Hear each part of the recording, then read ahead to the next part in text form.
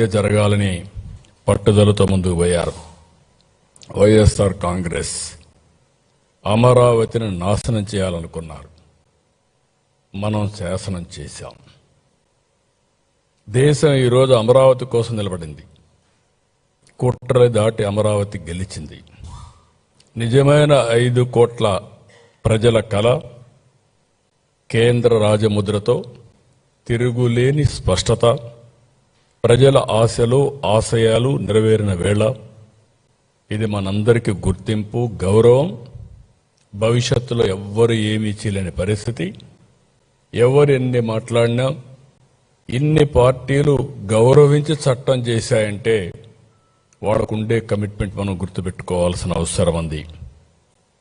అయితే మనం ఒక్కసారి దీని మీద పాత చరిత్ర కూడా ఆలోచించుకోవాల్సిన బాధ్యత ఉంది. ఆ రోజు మీరు చూస్తే 2014 జూన్ 2వ తారీఖున రాష్ట్ర విభజన. ఆ విభజన జరిగినప్పుడు చాలా సెంటిమెంట్స్ కూడా అందరికీ దెబ్బతిన్నాయి.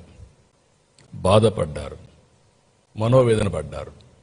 2 ప్రాంతాల్లో కూడా ఎక్కడికక్కడ భావోద్వేగాలున్నాయి. నేను ఆ రోజు సమైక్య ఆంధ్రప్రదేశ్లో ఎవరికీ దక్కని గౌరవం. 9 సంవత్సరాలు నేను ముఖ్యమంత్రి, 10 సంవత్సరాలు ప్రతిపక్ష నాయకుడు. తెలుగు జాతి కోసం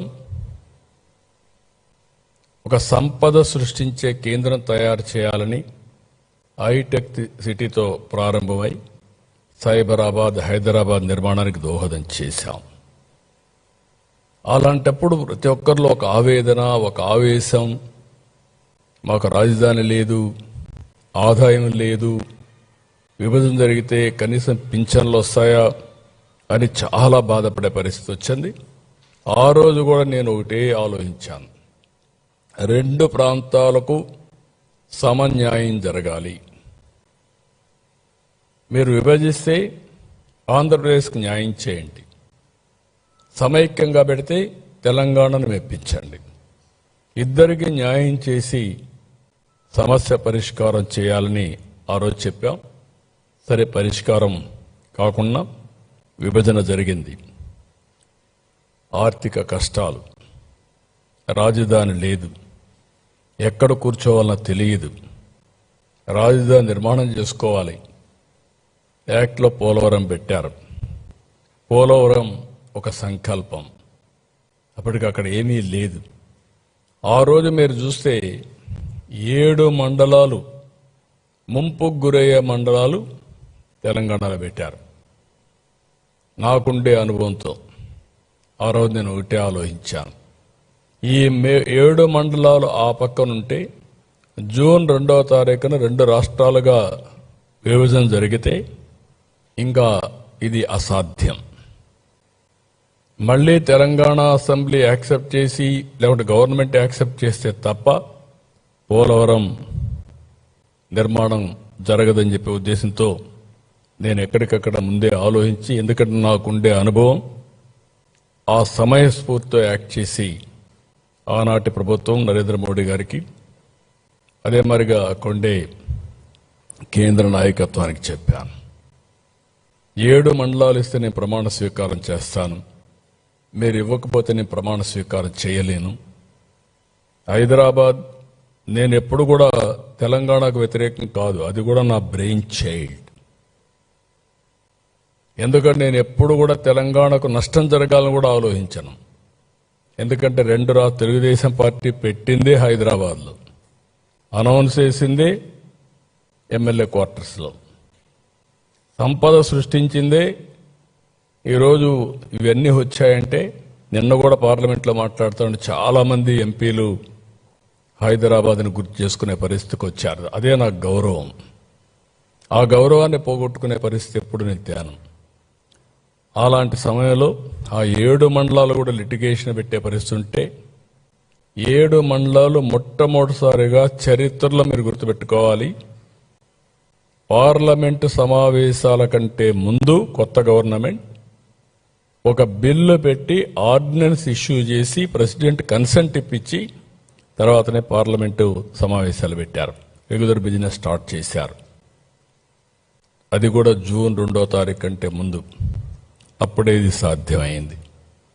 అక్కడి నుంచి విజయవాడకు వచ్చాం. విజయవాడకు వచ్చినప్పుడు ఎక్కడ కూర్చోవాలో తెలియదు, ఆఫీసు లేదు. ఒక SC office, irrigation SC office, అదే క్యాంప్ ఆఫీస్. అక్కడే నా బస్సు బస. ఆ తర్వాత మీరు చూస్తే నేను ఈ ఇల్లు తీసుకొని రెంట్కు వచ్చిన తర్వాత దాన్ని హైకోర్టుకి ఇచ్చాం. ఆ తర్వాత అది రాజ్భవన్ అయింది. అంటే సీఎం సెక్రటరియేట్ అదే, ఆ తర్వాత హైకోర్టు అదే, తర్వాత రాజ్భవన్ అదే. అంటే అన్ని పర్పస్లు ఒక మనకి ఏమీ లేదు అనడానికి ఇక్కడ ఒక ఉదాహరణ మాత్రం. అయితే ఆ రోజు శివరామకృష్ణయ్య గారు ఒక కమిటీ వేశారు. ఆ కమిటీ మొత్తం రాష్ట్రం అంతా తిరిగింది. విజయవాడ గుంటూరు మధ్యలో 46% ప్రజలు ఇది అనుకూలమైన ప్రదేశమని వీళ్ళంతా కూడా సమాచారం ఆయనకి ఇచ్చారు, ఓటేశారు. అది చూసిన తర్వాత విత్ కన్సెన్సస్ ఆ రోజు గ్రీన్ ఫీల్డ్ రాజధాని విజయవాడ గుంటూరు మధ్యలో ఉంటుందని డిక్లేర్ చేశాం. వైఎస్ఆర్ కాంగ్రెస్ పార్టీ చాలా విన్యాసాలు వేశారు, అందరినీ రెచ్చగొట్టారు. కడాన నేను ఆ రోజు కూడా అభివృద్ధి వికేంద్రీకరణ తెలుగుదేశం పార్టీ సిద్ధాంతం, అదే సమయంలో అధికార వికేంద్రీకరణ చేస్తూనే మనకంటూ ఒక రాజధాని ఉండాలి. తెలంగాణకు హైదరాబాద్ ఉంది, కర్ణాటకకు బెంగళూరు ఉంది, చెన్నైకి తమిళనాడుకి చెన్నై ఉంది. అలాంటి రాజధాని నగరం ఉంటే తప్ప భవిష్యత్తు లేదనే ఉద్దేశంతో మనం సంకల్పం చేశాం. ఆ సంకల్పమే 2 ప్రాంతాలకి, నార్త్ అండ్ సౌత్ సమాన దూరం, 12 పార్లమెంట్లు ఒక పక్క, 12 పార్లమెంట్లు ఇంకొక పక్క, డిస్టెన్స్ కూడా మోరార్లెస్ సేమ్. 13వ పార్లమెంట్ గుంటూరు. అలాంటి ప్లేస్ని ఎంపిక చేశాం. ఒక్కసారి ఆ రికార్డ్స్ మీరు పోతే ఏమేం చెప్పారు. చిన్న రాష్ట్రం అయిపోయింది, విభేదించడం నాకు ఇష్టం లేదు, అదే సమయంలో 30,000 ఎకరాలు కావాలి, అలాంటివి ఉంటే నాకు అబ్జెక్షన్ లేదు అని చెప్పి ఎక్కడైతే కనెక్టివిటీ, నీటి లభ్యత, భూమి, ఇక్కడ రాజకీయ చైతన్యం అన్నీ కూడా ఇక్కడ ఎప్పటి నుంచో జరిగిన ప్రాంతాన్ని మనం ఒక సంస్కృతి సాంప్రదాయాలకు నిలమైన ప్రాంతాన్ని మనం ఎంపిక చేశాం. మీరు ఏ యాంగిల్లో చూసినా భౌగోళికంగా, ఒక హిస్టారికల్గా, వనరుల పరంగా హైదరాబాద్కు నీళ్లు లేకపోతే ఎన్నో సంవత్సరాలుగా వారానికి ఒక్కసారి నీళ్లు ఇచ్చేవాళ్ళం. ఏవి 9 మున్సిపాలిటీలకి. సిటీలో కూడా ఆ ప్రాబ్లం ఉండేది. ఏం చేయాలన్నా పరిష్కారం చేయలేక చాలామంది చేస్తే గండిపేట ఎండిపోతే ఆ రోజు నేను ఎట్టి పరిస్థితిలో ఇవ్వాలని నాగార్జున సాగర్ నుంచి మొట్టమొదటిసారిగా ధైర్యం చేసి 1 సంవత్సరం నీళ్లు తీసుకుపోయి హైదరాబాద్కి ఇచ్చాం. ఇక్కడ ఆ సమస్య లేదు, అన్ని నీళ్లు కానీ అన్నీ ఉండే పరిస్థితి వచ్చింది. దీనికి ఒక హిస్టరీ ఉంది. శాతవాహనులు వెళ్ళిన ప్రాంతం, బౌద్ధం విరాజిల్లిన ప్రాంతం. లండన్లో ఇప్పుడు కూడా అమరావతి మ్యూజియంలో ఉంది. ఒక గ్యాలరీ అమరావతి ఉంది. చెన్నైలో కూడా ఉంది. అమరావతి పైన గ్యాలరీ ఉండే పరిస్థితి వచ్చింది. ఇవన్నీ కూడా చేసిన తర్వాత మీరు ఒకసారి చూస్తే 2014 జూన్ 8న ప్రభుత్వం ఏర్పాటు చేయడం, అదే ఏడాది సెప్టెంబర్ 1న రాజధాని నిర్ణయం చేయడం, 2014 డిసెంబర్ మాస్టర్ ప్లాన్ సింగపూర్ సంస్థలతో ఎంఓయూ చేయడం. ఒకప్పుడు హైదరాబాద్ డెవలప్ చేయాలంటే నేను అమెరికాకి వెళ్ళాను. 14 రోజులు తిరిగాను. ఐటీ కంపెనీస్ని తీసుకురావడానికి హైదరాబాద్ అమెరికాకి వెళ్ళి వాళ్ళందరినీ అట్రాక్ట్ చేసి అక్కడి నుంచి ప్రారంభించాం. ఇక్కడ ఆంధ్రప్రదేశ్ ఎలక్షన్లో 2014 నేను మేజర్గా చెప్పింది రాజధాని లేదు, అందరూ ఆవేదనతో ఉన్నారు. సింగపూర్కు మించిన రాజధాని కడతాం. సింగపూర్కు అంత మునుపు నాకు పరిచయం ఉంది, ఆ కంట్రీతో సంబంధాలు పెట్టుకొని చేస్తామని ఫస్ట్ టైం సింగపూర్కు పోయి ఆ గవర్నమెంట్ ప్రధానమంత్రికి వాళ్ళందరికీ విజ్ఞప్తి చేస్తే, మంత్రులకు విజ్ఞప్తి చేస్తే టెండర్లు పిలిస్తే ఆలస్యం అవుతుందంటే వాళ్ళు చాలా పాజిటివ్గా ముందుకు వచ్చి టెండర్లు పిలవకుండా మేము ఉచితంగా మాకుండే సమర్థత అంతా ఉపయోగించి, మా డిపార్ట్మెంట్లు ఉపయోగించి మాస్టర్ ప్లాన్ డీటెయిల్స్ ఇస్తామని చెప్పి మాట నిలబెట్టుకున్న ప్రభుత్వం ఒక్క పైసా తీసుకోకుండా ఇచ్చారు. అలాంటిది డిసెంబర్ 30వ తేదీన 2014 ఏపీసీఆర్డీఏ తీసుకొచ్చాం. ల్యాండ్ లేదు, ఇక్కడ విలువైన ల్యాండ్. ఒక విధంగా ఇక్కడ అభివృద్ధి కూడా ఆగిపోవడానికి హైదరాబాద్ కంటే ఎక్కువ ల్యాండ్ ఇక్కడ వాల్యూ. తర్వాత హైదరాబాద్ అభివృద్ధి అయినాక ల్యాండ్ పెరిగింది, ఇక్కడ అంత మునుపు కూడా ల్యాండ్ వాల్యూ ఎక్కువ. ఎందుకంటే ఒక ఫెర్టైల్ ల్యాండ్ ఇది.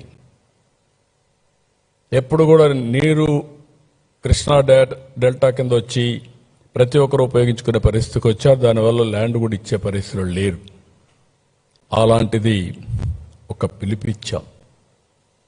ఒక పిలిపిస్తే దగ్గర 58 రోజుల్లో 29,000 మంది రైతులు, 34,000 ఎకరాలు, ప్రభుత్వ భూమి కూడా ఉంటే 54,000 ఎకరాలు ఎంతవరకు ఉపయోగపడుతుంది అవన్నీ ఉన్నాయి.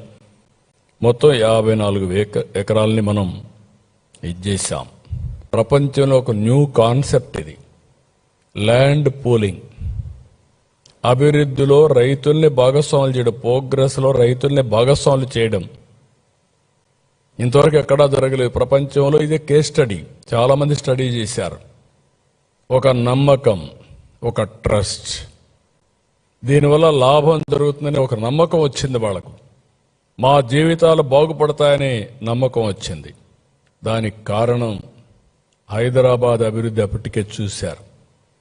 అది చూసిన తర్వాత ఒక నమ్మకం వస్తే వాళ్ళతో నెగోషియేట్ చేసి, పుండె నారాయణ గారు ఆ రోజు నెగోషియేట్ చేసి జరూబు భూములు ఉండే వాళ్ళకందరికీ 1000 గజాలు రెసిడెన్షియల్, 450 కమర్షియల్.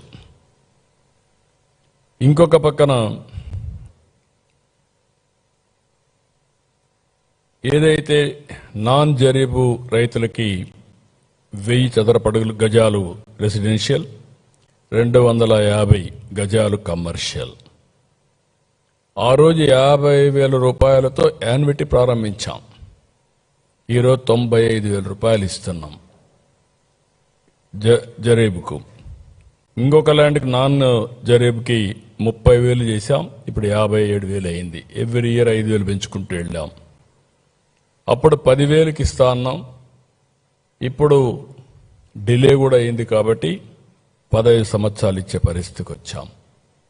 భూమి లేని పేదలందరికీ, రైతు కూలీలకు 5,000 రూపాయలు నెలకు ఇప్పుడిచ్చే పెన్షన్లు కాకుండా అదనంగా పింఛన్లు ఇస్తున్నాం.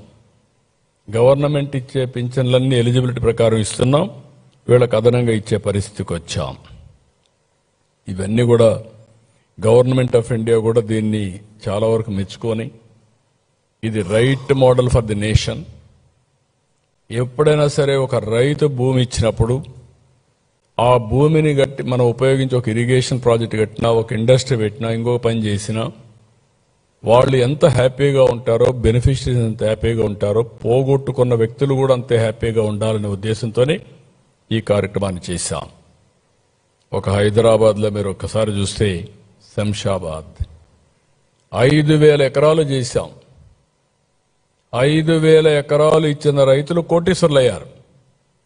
ఆ రోజు నేను ఒక మాట చెప్పాను, ఇక్కడ ల్యాండ్ ఇవ్వండి, పక్కన మీరు కొనుక్కోండి, ఇక్కడ ఎయిర్పోర్ట్ వస్తుంది, ఆ ల్యాండ్తో మీకు వాల్యూ, భూమి వాల్యూ పెరుగుతున్నాం. చాలామంది విన్నారు. ఈరోజు బాగా పైకి వచ్చే పరిస్థితికి వచ్చారు. ఇక్కడ కూడా మీరు చూసినప్పుడు మొత్తం దీనికి 3 లెవెల్స్లో ఆ రోజు తయారు చేశాం. సిటీ రీజియన్ 56 మండలాలు, 8,603 స్క్వేర్ కిలోమీటర్లు. అదే మరిగా సిటీ క్యాపిటల్ సిటీ, దీనికి 117 చదరపు స్క్వేర్ కిలోమీటర్స్. ఇవన్నీ ఇంకొక పక్కన సీడ్ క్యాపిటల్, దీనికి సింగపూర్కి ఇవ్వాలి అనుకున్నది కూడా నేను చెప్తాను. అది వీళ్ళు వచ్చిన తర్వాత క్యాన్సిల్ చేసే పరిస్థితికి వచ్చారు. 11 నెలల్లో సచివాలయం కట్టాం, అసెంబ్లీ కట్టాం. ఒక 2-3 నెలలు అయిన తర్వాత హైకోర్టు కూడా ఆ రోజు టెంపరవరీ ట్రాన్సిట్. ఆ రోజు నేను ట్రాన్సిట్ అంటే దాన్ని కూడా కావాలని వక్రీకరించి టెంపరవరీని మాట్లాడి ఏదో షెడ్లు వేశారు, లేకుంటే పూరిళ్ళు వేశారనే విధంగా మాట్లాడారు. కాదు, మనకు ఒక కోరిక ఉంది. బెంగళూరులో మీరు చూశారు సచివాలయం ఏ స్టేటస్లో ఉందో. విశ్వేశ్వరయ్య కట్టాడు ఆ రోజుట్లోనే. హైదరాబాద్లో నిజాం కట్టాడు. ఆ ప్యాలెస్లన్నీ మళ్ళీ మనం యాడ్ చేసుకున్నాం. అదే మరి తమిళనాడులో కొత్త సెక్రటరియట్ కట్టారు. ఇవన్నీ చూసిన తర్వాత మనం ఇది చేసి దాన్ని కూడా ఇది చేసే పరిస్థితికి వచ్చారు. 2016 జూన్ నుంచి అమరావతి నుంచే ప్రభుత్వ కార్యక్రమాలన్నీ చేశాం. వీళ్ళు కూడా 5 ఏళ్ళు ఇక్కడి నుంచే పరిపాలించారు, ఎక్కడికి పోలేక, విధి లేని పరిస్థితిలో. ఇంకా ఒక మాటలో చెప్పాలంటే గతి లేని పరిస్థితులు, చాలా దుర్మార్గం చేసే పరిస్థితికి వచ్చారు. అయితే నేను ఎప్పుడు కూడా క్రైసిస్ ఒక అవకాశం, ఒక సంక్షోభం ఉందని నేను ఎప్పుడు కుంగిపోవడం, లేకపోతే నిరుత్సాహపడిపోవడం, ఏమీ చేయలేమని ఆలోచన ఉంటే ఎప్పుడు పైకిరాం. అందుకే నేను ఆ రోజు మీకు చెప్పాను, ఈరోజు Singapore city most liveable city. Hyderabad సిటీని కొంతవరకు నేను ఇది చేసిన తర్వాత ఈరోజు most liveable city in India Hyderabad. Highest per capital income Telangana రాష్ట్రం. ఎట్లొచ్చింది అని మీరందరూ ఆలోచిస్తే, ఆ రోజు వేసిన ఫౌండేషన్ వల్ల నాలెడ్జ్ ఎకానమీకి ఈరోజు అక్కడ ఉపాధి అవకాశాలు వచ్చే, వేరే ప్రాంతాల నుంచి వచ్చి సెటిల్ అయ్యే పరిస్థితికి వచ్చారు. ఇంకొక పక్కన మీరు చూస్తే దేశంలో ఉండే జీసీసీలు, గ్లోబల్ కాంపిటేటివ్ సెంటర్స్, ఇండియాలో ఉండేట్లో 22% హైదరాబాద్లో ఉన్నాయి, నెంబర్ 1. 11% గ్లోబల్ జీసీసీస్ అన్నీ కూడా హైదరాబాద్ లొకేట్ అయినాయి ప్రపంచంలో ఇది చేసుకుంటే. అలాంటివన్నీ కూడా ఉంటాయి కాబట్టి భవిష్యత్ అంతా కూడా సిటీస్ పైన ఆధారపడుతుంది. మనం వద్దనుకున్నా కూడా అలాంటి సిటీస్ నిర్మాణం చేయాలనే ఉద్దేశంతో సింగపూర్తో సుర్బానా, జురాంగ్ ఉచితంగా మాస్టర్ ప్లాన్స్ తీసుకొచ్చారు. ప్రధానమంత్రి గారు 2015 అక్టోబర్ 22న శంకుస్థాపన చేశారు. ఈరోజు మనం ఇక్కడ కూర్చున్నామంటే, మనం గెలిచామంటే ఒక పవర్ ఉంది. నేను ఆ రోజు ఎందుకు వచ్చిందో నాకు ఆలోచన తెలియదు, కానీ రాష్ట్రంలో అందరినీ భాగస్వాములు చేయాలి అనే ఉద్దేశంతో ప్రతి ఒక్క ఊర్లో ఉండే పవిత్రమైన మట్టిని, ఆ ఊర్లో ఉండే పవిత్రమైన జలాల్ని, ఆ ఊర్లో ఉండే దేవాలయాల దగ్గర పూజ చేసి ఊరేగించి, అది సాంప్రదాయం, అది సెంటిమెంట్ కూడా, నమ్మకం. అదే మరిగా దేశంలో ఉండే దేవాలయాలన్నీ, మసీదులన్నీ, మేజర్ మసీదులు, చర్చిలు, స్వర్ణ దేవాలయం, వైష్ణవి దేవాలయం, ఇవన్నీ కూడా తీసి అవన్నీ తీసుకొస్తే ప్రధానమంత్రి గారు ఆ రోజు పార్లమెంట్ సాక్షిగా పార్లమెంట్ యొక్క పవిత్రమైన మట్టిని, యమునా జలాలు తీసుకొచ్చి ఆయన కూడా అప్పచెప్పారు. ఆ రోజు చెప్పారు ఒక మాట. ఆ రోజు ఆయన చెప్పిన మాట మీరు చూస్తే, నేను ఈరోజు పార్లమెంట్ సాక్షిగా మట్టిని తెచ్చాను, యమున పవిత్రమైన జలాలు తీసుకొచ్చాను అంటే పార్లమెంట్ పూర్తిగా అమరావతికి అండగా ఉంటుంది, దేశం కూడా మీకు అండగా ఉంటుంది, నేను కూడా అండగా ఉంటానని చాలా స్పష్టంగా ఆ మాట చెప్తే నిన్న జరిగిన ఓటింగ్లో దేశం మొత్తం సంఘీభావాన్ని తెలియజేశారంటే అది ఆ రోజు పవిత్రత అని చెప్పి కూడా నేను మీకు తెలియజేసుకుంటున్నా. ఇది సెంటిమెంట్ అంటారా, నమ్మకం అంటారా, ట్రస్ట్ అంటారా, ఏదైనా కానీ ఇది వాస్తవం. అందుకే ఈరోజు మనం కాపాడుకోగలిగాం.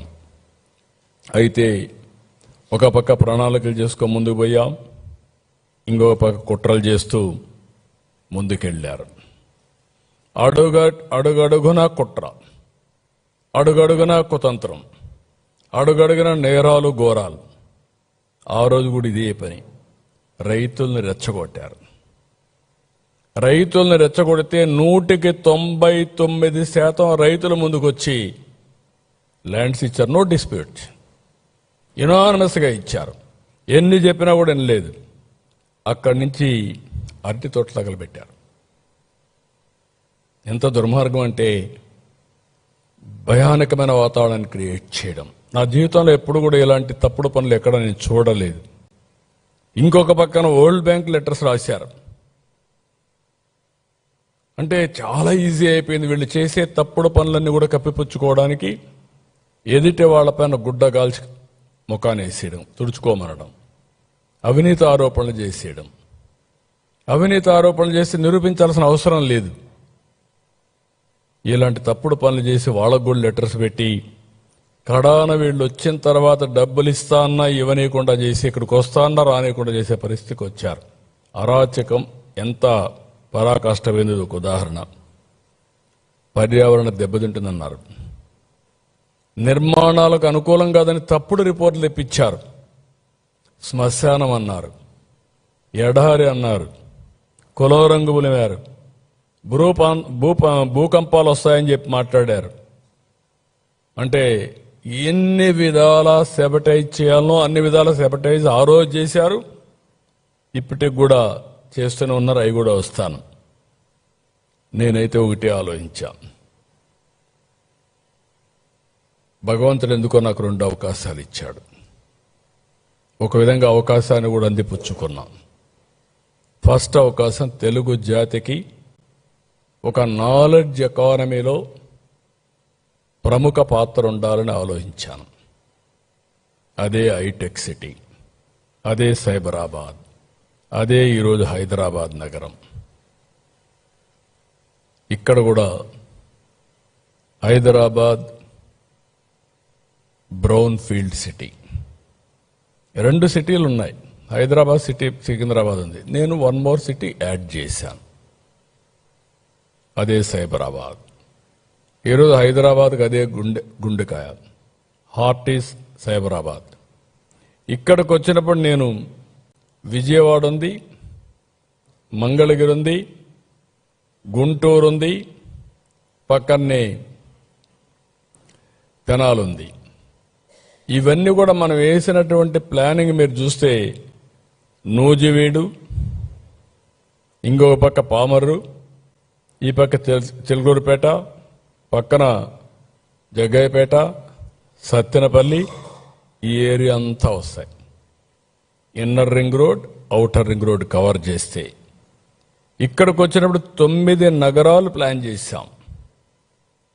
గవర్నమెంట్ సిటీ, ప్రభుత్వ సిటీ, ఆర్థిక city, knowledge city, justice city, health city, sports city, tourism, media, electronics నగరాలు. ఇవన్నీ కూడా 4 ఆఫీసులు కట్టేస్తే అయిపోదు, కట్టేయచ్చు. ఒక్కొక్కసారి సంక్షేమం వచ్చినప్పుడు ఏమేమి అవకాశాలున్నా ఎత్తుక్కొని తగిన విధంగా ప్రణాళికలు చేస్తే మన తర్వాత కూడా శాశ్వతంగా ఉంటాయనే ఉద్దేశంతో ఆ రోజు చేశాం. ముందు మీరందరూ ఆ రోజు చూసుంటారు, జపాన్ నుంచి ఒక ఆర్కిటెక్ట్ని పెట్టాం. బాగా లేకపోతే మళ్ళా క్యాన్సిల్ చేసి నార్మన్ పోస్టర్ని ఇంగ్లాండ్ నుంచి ఐడెంటిఫై చేశాం. ఫేమస్ వరల్డ్ క్లాస్ డిజైనర్ అంటే Singapore master plan, Norman foster, ఈ యొక్క ఐకానిక్ బిల్డింగ్స్ అని డిజైన్ చేయడానికి వాళ్ళని పెట్టుకున్నాం. ఎందుకంటే ఓసారి ఇప్పుడు ఢిల్లీలో ప్రధానమంత్రి గారు సెంట్రల్ విస్తా తయారు చేశారు, పార్లమెంట్ కూడా తయారు చేశారు. మనకు కూడా ఈ అవకాశం ఉంది. ఈ అవకాశాన్ని ఉపయోగించుకొని కేంద్ర సహకారం తీసుకొని ఒక మంచి సిటీని డెవలప్ చేయాలని చెప్పి మనం ముందుకు పోయాం. అందరి ఆలోచనలు తీసుకున్నాం. 16,000 కోట్ల రూపాయలు లోటు బడ్జెట్ ఉన్న లోటు బడ్జెట్ తాత్కాలికం, వినూత్నమైన ఆలోచనతో ముందుకు పోయాం. వరల్డ్ బ్యాంక్, ఏడీపీ వంటి సంస్థలు ముందుకు వచ్చాయి. ఇంకొక పక్క దీంట్లో మీరు చూస్తే 30% బ్లూ అండ్ గ్రీన్, అమరావతిలో బ్యూటీ ఇది, స్ట్రైట్ రోడ్స్. ఇంకొక పక్క 360 కిలోమీటర్ల ప్రధాన రోడ్ గ్రిడ్. ఇంకొక పక్క 1200 కిలోమీటర్ల ఎల్పిఎస్ ల్యాండ్ పూలింగ్, రైతులకందరికీ రోడ్లు వేయడం. అన్ని కూడా డక్ట్లోనే యూటిలిటీస్ అన్ని తీసుకురావడం.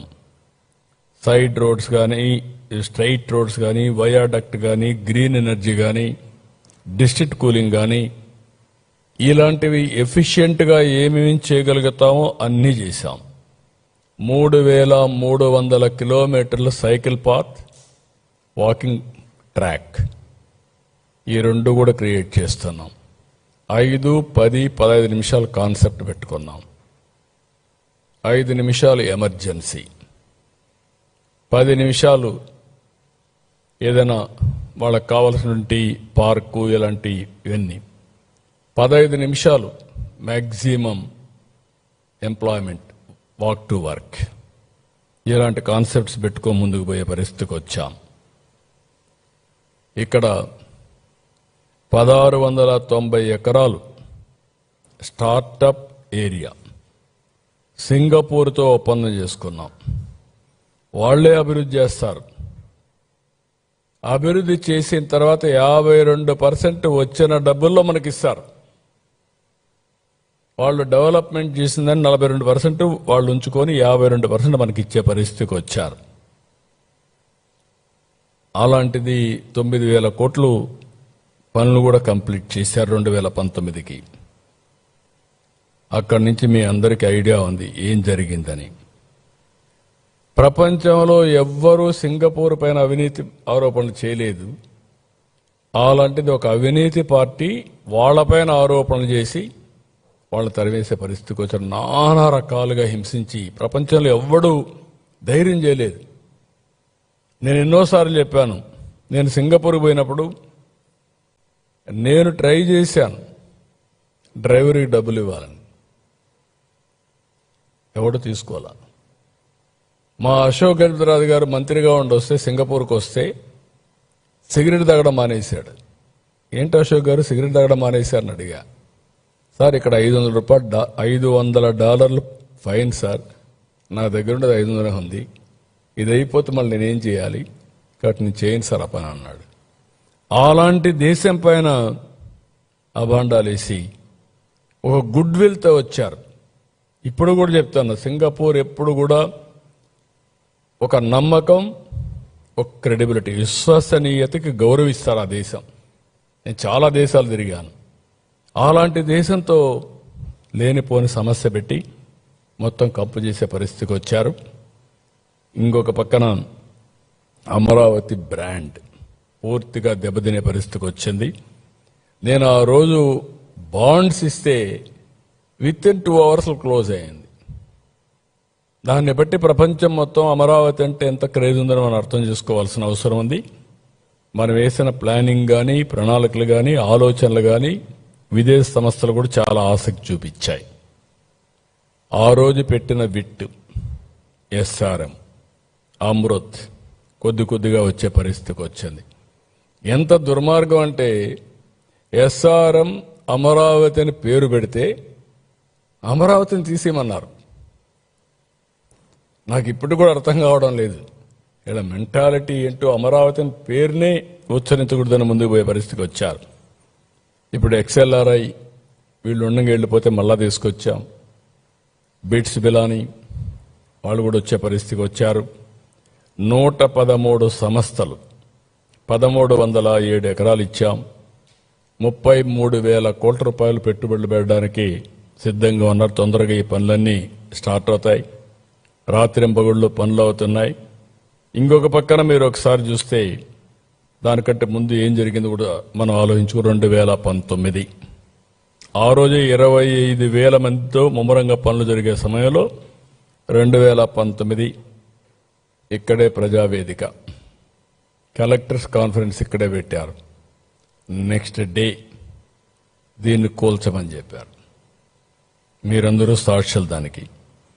అదే సమయంలో అమరావతి పనులు నిలిపేశారు. ఏపీసీఆర్డీఎస్ చట్టం రద్దు చేశారు. సింగపూర్ని మెర్సిలెస్గా తిరిగి పంపించారు. 2019 డిసెంబర్ 17న 3 రాజధానుల ప్రకటన చేశారు. ప్రాంతాల మధ్య చిచ్చు పెట్టాలని ప్రయత్నం చేశారు. శాసనమండలిలో 3 రాజధానుల బిల్లుని సెలెక్ట్ కమిటీకి పంపిస్తే తప్పుడు విధంగా గవర్నర్ పంపించి పాస్ అయిపోయిందని గవర్నర్ దగ్గర ఆమోదింపజేశారు. దానిపైన కోర్టుకి పోతే కోర్టు చాలా స్పష్టంగా తీర్పిచ్చారు. అదే హైకోర్టు తీర్పు సుప్రీంకోర్టు పోతే కూడా కాదు, మీరు అమలు చేయాల్సిందే, మీరు హామీ ఇచ్చారు, ఈ టైం బౌండ్ ప్రోగ్రాం ప్రకారం మీరు అమలు చేసి తీరమని వీళ్లకు వాతలు పెట్టే పరిస్థితి వస్తే అక్కడి నుంచి తోక జాడించారు. అయితే అప్పటికి ఇప్పటికీ అదే ఆరోపణలు, అదే విషయం. ఇంకొక పక్కన ఒక కక్ష కట్టారు. రైతుల పోరాటాలు చేశారు. 1 రోజు 2 రోజులు కాదు. నా లెక్క ప్రకారం ప్రపంచంలో ల్యాండ్ పూలింగ్లో భూమి ఇచ్చి 1631 రోజులు పోరాటం చేసిన ఏకైక ఉద్యమం అమరావతి ఉద్యమం. మామూలుగా వాళ్ళని చేయలేదు. వాళ్ళ కౌంటర్గా పెయిడ్ ఆర్టిస్టులను పెట్టి కౌంటర్ క్యాంపులు పెట్టారు. ఎక్కడెక్కడో తీసుకొచ్చి పెట్టించారు. ఏది నిలవలేకపోయింది. హింస, కేసులు, వేధింపులు, ఎస్సీలపైనే ఎస్సీ అట్రాసిటీ యాక్ట్ పెట్టి జైలుకు పంపించడం, నా మీద రాళ్లతో కర్రలతో దాడి చేసి, చెప్పులతో దాడి చేసి, కడాన ఆనాటి డీజీపీ సమర్థించుకున్నాడు ప్రజాస్వామ్యులు ఇవన్నీ సాధ్యమని. పవన్ కళ్యాణ్ పోతే ముళ్ళ కంపేసి ఆయన నిలవరించే పరిస్థితికి వచ్చారు. 2022 మార్చి 5న అమరావతి ఏకైక రాజధానిగా అభివృద్ధి చేయాలని హైకోర్టు నిర్ణయించడం, సుప్రీంకోర్టు దాన్ని అప్పీల్ చేయడం, ఆ హైకోర్టు జడ్జి ట్రాన్స్ఫర్ అయ్యి వెళితే రైతులంతా కూడా పూలు తీసుకొచ్చి సగం కాళ్లపై నిలబడుకొని నీల్ డౌన్ అయి వారికి సెండ్ ఆఫ్ ఇచ్చారు. మొత్తం ఆ రోడ్డు పూలతో అలంకరించి సెండ్ ఆఫ్ ఇచ్చి కృతజ్ఞతలు తెలియజేశారు. అంటే ఈరోజు న్యాయస్థానాలు దీన్ని కాపాడాయి. ఆ రోజు న్యాయస్థానం కాపాడకపోయి ఉంటే ఏమైండోదో మనందరం గుర్తుపెట్టుకోవాల్సిన అవసరం ఉంది. ఆ రోజు సిఆర్డీఏ చట్టం కానీ న్యాయస్థానాలు కానీ ఇది ఏ విధంగా అభివర్ణించాలో కేస్ స్టడీ మనందరికీ. నియంత అంటామా, లేకపోతే నాకు ఏ భాష రావడం లేదు. ఎందుకంటే నేను చాలా మందిని చూశాను, చరిత్రలో చాలా పోరాటాలు చూశాను. కానీ ఏ పోరాటమైనా, ఏ వ్యక్తి అయినా ప్రజలను చూసి భయపడతారు. ప్రజాభిప్రాయానికి అనుకూలంగానే ఉంటే ఆ పార్టీలు రాణిస్తాయి. ఎక్కడా అలాంటి దాఖలాలే కనపడడం లేదు. ఈరోజు మళ్ళీ 2021 అయితే 3 రాజధానుల చట్టం ఉపసంహరించుకున్నారు. సిఆర్డీఏ చట్టాన్ని పునరుద్ధరించారు. మళ్ళీ మాట్లాడుతూనే వచ్చారు. విశాఖకు వస్తా ఉంటే విశాఖలో మాకు ఈసారి హైయెస్ట్ మెజారిటీ ఎక్కడన్నా వచ్చాయంటే విశాఖపట్నంలో వచ్చాయి. ఎప్పుడూ వస్తాయి, ఈసారి దానికంటే ఎక్కువ మెజారిటీ వచ్చాయి. వీళ్ళు అక్కడ రాజధాని పెడతామన్నా. భాషా ప్రయుక్త రాష్ట్రాలు ఏర్పాటు కావడానికి నాంది పలికిన రాష్ట్రం ఆంధ్రప్రదేశ్ రాష్ట్రం. అలాంటి రాష్ట్రానికే రాజధాని లేని పరిస్థితి. ఒకసారి తలుచుకుంటే చాలా బాధేస్తుంది, ఆవేశం వస్తుంది, మనుషులను కూడా కుంగిపోయే పరిస్థితికి వస్తుంది. 2024 ప్రజలు కూడా ఉక్కు సంకల్పంతో ముందుకు వచ్చారు. అఖండ విజయాన్ని ఇచ్చారు. ప్రజాప్రభుత్వం వచ్చింది. కేంద్ర రాష్ట్రం డబుల్ ఇంజిన్ సర్కార్ వచ్చింది.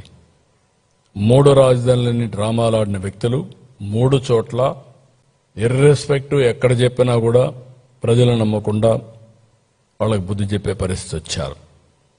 మళ్ళీ అమరావతికి పటిష్టమైన పునాదులు వేసే కార్యాచరణ మొదలైంది. 2025 మే 2న ప్రధాని చేతుల మీదుగా అమరావతి పనులు రీస్టార్ట్ చేశాం. ఆయన ఎంతో అభిమానంగా మనకు ఎలాంటి ఇబ్బంది లేకుండా క్లియర్ చేయాలని ఆర్థిక సహాయం చేయడం, వరల్డ్ బ్యాంక్ని ఇలాంటి మిగిలిన ఏజెన్సీస్ కూడా ఫైనాన్స్ మినిస్టర్ గారు చెప్పడం, ఎక్కడ కూడా ఇబ్బంది లేకుండా సుజావుగా పోవడానికి ఏమేం చేయాలో చేయమని చెప్పి చాలా స్పష్టంగా చెప్పారు. విభజన చట్టంలోని సెక్షన్ 5(2) రాజధానిపై స్పష్టత ఇవ్వాలని చెప్పి ఆలోచించాం. ఎందుకంటే ఇప్పుడు చట్ట ప్రకారం 10 సంవత్సరాలు హైదరాబాద్ రాజధాని 2 రాష్ట్రాలకు, లేకపోతే ఎక్కడా ఇలాంటి ఇబ్బందులు లేవు. ఎవరు ఇలాంటి వ్యక్తులు కూడా రాలా. మా ఊరు తీసిపోతాను ఎవరు ఆలోచించలేదు. లేకుంటే ఇలాంటి నాకు తెలిసినంత వరకు ఇండిపెండెంట్ ఇండియాలో 3 రాజధానుల డ్రామా ఆడింది ఎప్పుడు లేదనుకుంటాను. నాకు తెలిసి నేను 48 ఏళ్ళ నుంచి రాజకీయాల్లో ఉన్నా. చిన్నప్పుడు నాకు తెలియదు కానీ 1978 నుంచి నేను రాజకీయాల్లో ఉన్న, చరిత్రలో కూడా ఎక్కడ లేవు. అలాంటి డ్రామాలు ఆడే పరిస్థితికి వచ్చారు. మార్చి 28న అసెంబ్లీలో తీర్మానం పెడితే బాగుంటుందంటే తీర్మానం కూడా పెట్టి పంపించాం. నిన్న రాజ్యసభలో కూడా బిల్లు పాస్ అయింది. ఇంక ఈరోజు రేపు గెజెట్ నోటిఫికేషన్ వస్తుంది. అమరావతి ఆంధ్రప్రదేశ్ గుండె చప్పుడు. ఒక మాటలో చెప్పాలంటే అమరావతి ఆంధ్రప్రదేశ్ గుండె, దేశానికి గౌరవం, ప్రైడ్. 2005 మన్మోహన్ సింగ్ అమెరికాకి వెళ్ళాడు. అమెరికాకి వెళ్ళి సగర్వంగా చెప్పాడు ఒక మాట, మీ దేశంలోనే పెద్ద పెద్ద నగరాలు పెద్ద పెద్ద సిటీలు అనుకుంటున్నారు, మాకు కూడా అలాంటి సిటీస్ ఉన్నాయి, అదే హైదరాబాద్ అని 2000 హైదరాబాద్లో సగర్వంగా అమెరికాలో చెప్పాడు. న్యూయార్క్ సిటీలో, వాషింగ్టన్లో చెప్పే పరిస్థితికి వచ్చాడు. అలాంటి సిటీ మనకు కూడా అవసరం. అందరూ మాట్లాడుతున్నారు. ఈరోజు ఇంటలెక్చువల్స్ మాట్లాడుతున్నారు, ప్రజలు మాట్లాడుతున్నారు, అందరూ మాట్లాడే పరిస్థితికి వచ్చారు. అందుకే దీన్ని మనం గుర్తుపెట్టుకోవాల్సింది విద్య. చాలా మంది ఈ సిటీ వల్ల లాభాలు ఏంటంటున్నారు. ఇదే మరిగా అన్నారు నాన్న. హైదరాబాద్లో ఏం చేశావు నువ్వు? హైటెక్ సిటీ నుంచి ఒక రోడ్డు వేసావు ఎయిర్పోర్ట్కి, ఇంకేముంది ఇక్కడ అన్నారు. ఈరోజు ఆ రోడ్డే ప్రారంభం. ఈరోజు హైదరాబాద్ ఆ స్థాయికి వచ్చిందంటే నేను భయపడకుండా ముందుకెళ్లాను కాబట్టి, ధైర్యంగా ముందుకెళ్లాను కాబట్టి ఈరోజు హైదరాబాద్ అనేది కానీ తెలంగాణకి ఒక ఆయుపట్టుగా తయారయ్యే పరిస్థితి వచ్చింది. ఇక్కడ కూడా ఇంత జరిగిన తర్వాత నేను భయపడితే దీనికి మీనింగ్ ఉండదు. విద్య, ఉద్యోగం, విజ్ఞానం, ఇది ఒక నర్వ్ సెంటర్. మనందరం గుర్తుపెట్టుకోవాల్సిన అవసరం ఉంది. ఈరోజు ఒక అమరావతిని, ఒకప్పుడు హైదరాబాద్ దేశమంతా నగరాలని పాత నగరాలు, Chandigarh one of the best city ఒకప్పుడు. ఇప్పుడు అది ఓన్లీ హెరిటేజ్ సిటీ, పెద్ద ఎకనామిక్ యాక్టివిటీ ఉండదు. ఇటీవల హైదరాబాద్ ఇది బెస్ట్ సిటీ, అది ప్రజెంట్. ఫ్యూచర్కి ఒక సిటీ అవసరం మనందరికీ. ఇండియాలో model city, that is Amaravati. అయితే అమరావతిని అభివృద్ధి చేస్తున్నామని మిగిలిన ప్రాంతాలు నెగ్లెక్ట్ చేయడం లేదు. విశాఖపట్నం, అమరావతి రీజియన్, తిరుపతి రీజియన్, 3 రీజియన్లుగా పెట్టి అన్ని టౌన్స్నే కాకుండా ఆ ప్రాంతాన్ని అభివృద్ధి చేసే బాధ్యత తీసుకుంటున్నాం. ఒక్కొక్క ప్రాంతానికి ఒక్కొక్క టైప్ ఆఫ్ ఇండస్ట్రీస్ కానీ డెవలప్మెంట్ తీసుకొస్తున్నాం. ఇప్పటికే మీరు చూసుంటారు, Google, Arcelor Mittal steel city, green ammonia Ramayapatnam, quantum valley Amaravati, drone city, space city, అదే మరి electronic city, horticulture hub Rayalaseema, aquaculture, irrigation మీద ఫోకస్ పెట్టాం. పోలవరం పూర్తి చేస్తాం. నిన్నే మీరు చూస్తే మొన్న నేను ఒంటెమిట సీతారాముల కళ్యాణానికి వెళ్ళాను. అదే రోజు లోక్సభలో బిల్లు పాస్ అయింది. నిన్న నేను 2వ తారీఖు రాజ్యసభలో బిల్లు పాస్ అయింది. నిన్నే మీరు చూస్తే డయాఫామ్ వాల్ పూర్తయింది. ఈ రెండు సింక్రనైజ్ అయినా అంటే చరిత్రలో ఏ విధంగా వస్తాయి ఒక్కొక్కటే ముందుకు పోయే పరిస్థితి వస్తుంది. ఇది 2027 బిఫోర్ గోదావరి పుష్కరాలు పోలవరం పూర్తి చేసి జాతికి అంకితం చేస్తాం. ఇంత జరిగిన ఇవన్నీ కూడా చూస్తే ఎవరికైనా కొంచెం ఆలోచిస్తారు. కానీ వైసీపీకి మాత్రం భగవంతుడు ఆ బుద్ధి ఇవ్వలేదు, జ్ఞానం ఇవ్వలేదు. ఏ విధంగా అభివర్ణించాలని కూడా అర్థం కావడం లేదు. ఇంకా విషయాన్ని దిమ్ముతున్నారు, అహంకారాన్ని ప్రదర్శిస్తున్నారు. అసలు పార్లమెంట్లో 2 సభల్లో చట్టబద్ధత దక్కితే తట్టుకోలేకపోతున్నారు. అందరూ దేశమంతా ఒకటై ఓటేసి అమరావతిని నిలబెడితే ఇతను మాత్రం దాన్ని సహించలేక ఓరవలేకపోతున్నారు. ఇప్పుడు కొత్తగా అసెంబ్లీకి పార్లమెంటుకు ఈ హక్కే లేదంటున్నారు. ఎక్కడ కూర్చుంటే అక్కడే రాజధాని అంటారు. ఈ తిక్కకు పరిష్కారం ఏంటో నాకైతే అర్థం కాల. ఈ తిక్కనాలనా ఏమనాలి? ఏంటిది? దీని పరిష్కారం ఏంటి? సాక్షాత్తు పార్లమెంటు ఒక చట్టాన్ని చేస్తే చట్టాన్ని అమలు చేయవలసిన రాజకీయ పార్టీలు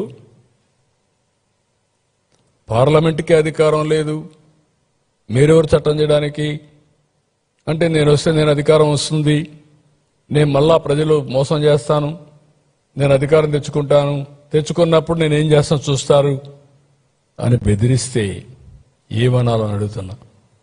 ప్లాన్ ఏ, ప్లాన్ బి, ఈ రెండు చూసినప్పుడు నాకు అనిపిస్తుంది ప్లాన్ ఏ మొన్నటి వరకు 3 రాజధానులు 3 ముక్కలాట్లు, ఇప్పుడు ప్లాన్ బి. ఈ ప్లాన్ బిలో ఏం చెప్పాలనో మీరే చెప్పాలి. ఆ పేరు పలకాలంటే కూడా నాకు ఇష్టం లేదు. అదే చెప్తాను మావేగానే, అది చెప్పడం నాకు ఇష్టం లేదంటున్నా. మరిచిపోవడం మంచిది. ఇలాంటి ఇవన్నీ కూడా ఏమనాలి? ఏంటి మనస్తత్వం ఏంటి? నాకు అంతుపట్టలేదు, మీకు అంతుపట్టిందా?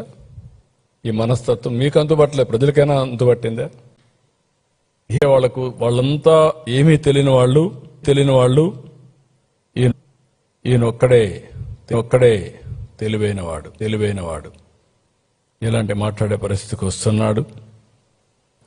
కాబట్టి మనందరం కూడా గుర్తుపెట్టుకోవాల్సింది, ఇలాంటి చూస్తే ఇంత విషం, ఇంత కుట్ర, ఇంత నేరాలు ఘోరాలు చేసి మళ్ళీ ఎదురుదాడి చేయడం, ధైర్యంగా ఫేస్ చేయడం, ఇవన్నీ చూసినప్పుడు చాలా బాధేస్తుంది. ఈ రాష్ట్రానికి ఇది ఒక ఎందుకు ఇలాంటి తెలుగు జాతి చాలా సమస్యలు ఫేస్ చేశాం, 1-2 కాదు. మొన్నటి వరకు ఉనికి లేని పరిస్థితి, ఇప్పుడు మన వాళ్లే ఉనికి లేకుండా చేయాలనే విషయం కక్కడం, ఇవన్నీ చాలా.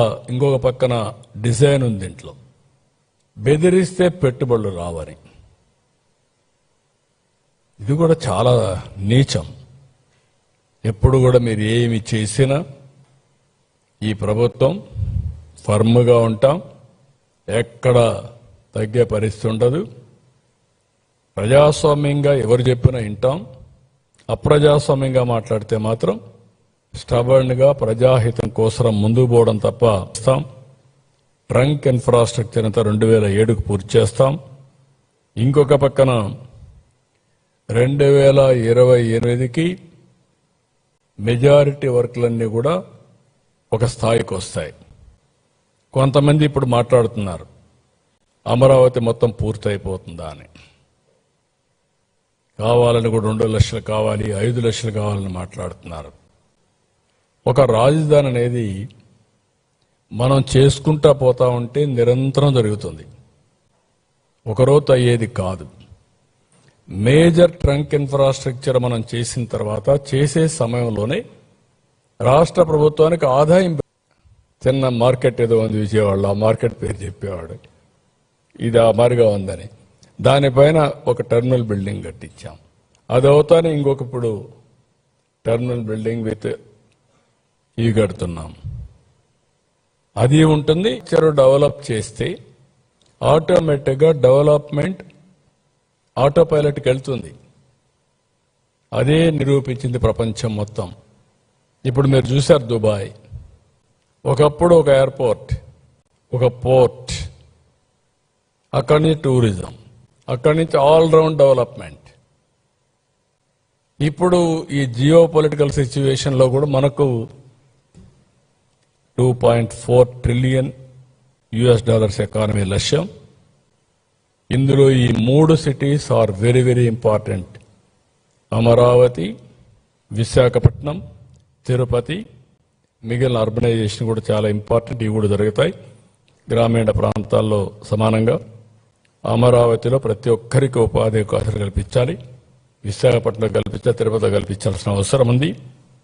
అదే మరి మళ్ళీ చెప్తున్నా, ఇది self sustainable project, monetisation project. ఎంత వీలైతే అంత డబ్బులు ఇందులో నుంచి వాళ్ళు ఇచ్చిన ల్యాండ్ తిరిగి వాళ్ళకి ల్యాండ్ పూలింగ్లో తీసుకున్న ల్యాండ్ వాళ్ళకి తిరిగి ఇస్తాం, డెవలప్ చేసి దానికి పెట్టుబడి పెడతాం.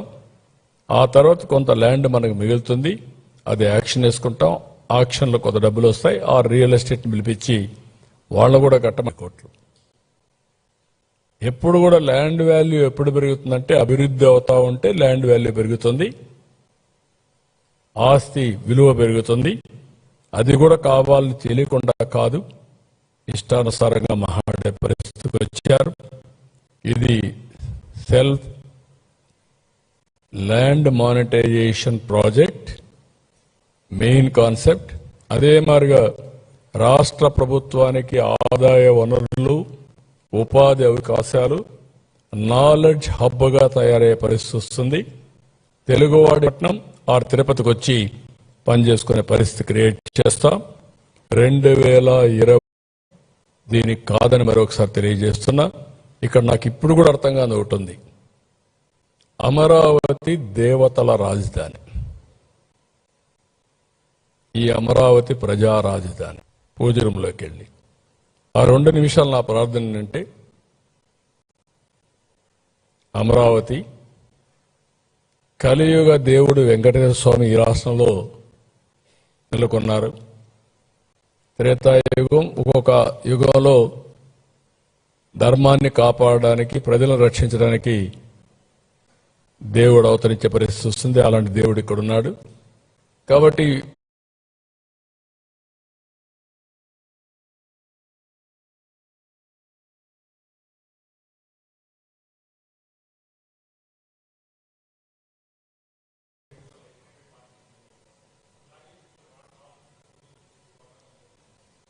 ఎందుకు మొన్న హైకోర్టు చట్టం చేశారు? అప్పుడు వీళ్ళకు ఇక్కడ ఉన్నారు కదా, కేంద్రంలో కూడా ఆ రోజు కేంద్ర ప్రభుత్వం న్యూట్రల్గా ఉన్నారు, అది వేరే విషయం.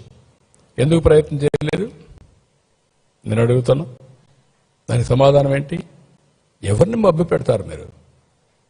ఒక్కసారి రాజధాని కట్టినాక తొగ్లకులు కొత్తగా వచ్చి ప్రతి ఒక్కరు మారుస్తా ఉంటే ఆ స్వేచ్ఛ ఉందా? ఎందుకంటే checks and balances. What is checks and balances ప్రజాస్వామ్యానికి? ఒక పక్క లెజిస్లేచర్ చేసే చట్టాలు ప్రజా ఆమోదయోగ్యంగా ఉండాలి, రాజ్యాంగబద్ధంగా ఉండాలి. వైలేట్ చేసినప్పుడు మీడియా రాస్తారు.